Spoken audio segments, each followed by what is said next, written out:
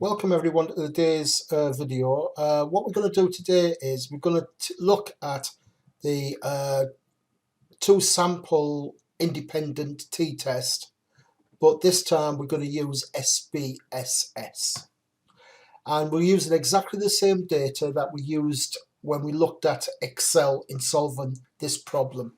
So if I open up the Excel file just for a second, there's my data set, group 1 and group 2. Remember, the hypothesis test is that the null hypothesis, if I just make this a bit bigger for you so you can see more clearly. So 1 second, if I just make this a little bit bigger for you, and I just want to make it a bit bigger. Let's make it at 100%. There we are.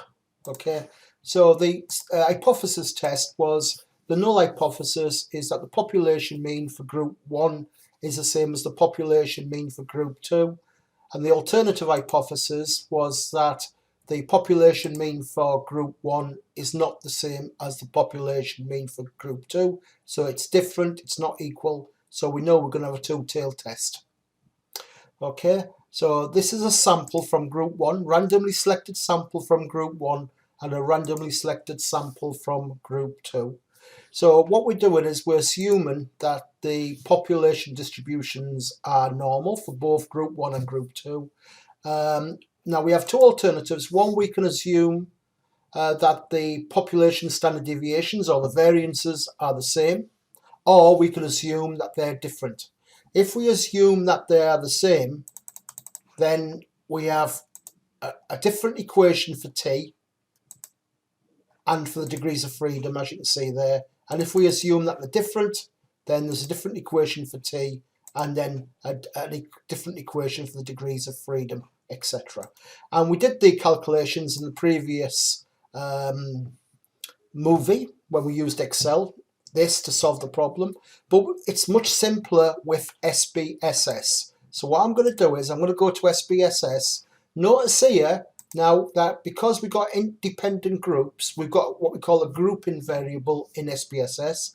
So group variable 1 represents, if we look here, you can see there's group, and number 1 would represent group 1 and number 2 would represent group 2. So you can see here, if I scroll down, look, we got 43 numbers in group 1. So if I go back to Excel just for a second, you can see we've got 43 of those. Okay, and we have 35 in group 2. So what you've got in SPSS is you've got 43 group 1 numbers and 35 group 2 numbers. So you've got to put the grouping variable in, and then you've got to link the value to that grouping variable. So in group 1, the first number was 425. So we just go back to Excel. Look, there we are, 425, and then 385, and then 464, and so on. So let's go back to SPSS. There we are. So you can check all the data later on. It's the same example as in the book. So what we want to do now is run the analysis. So analyze, compare means, and this time we want an independent t-test. So we click on independent t-test, and that pulls up the menu.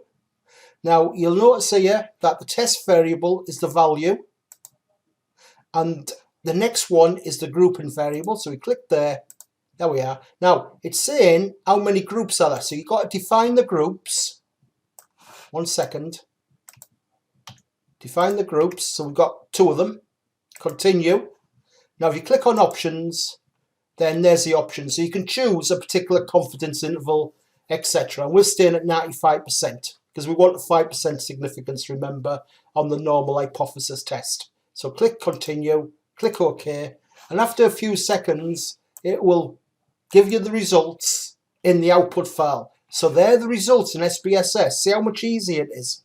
So what I'm going to do is I'm just going to screenshot that now. Give me a second, and then I'm going to copy that over to Excel to see that we get exactly the same solutions.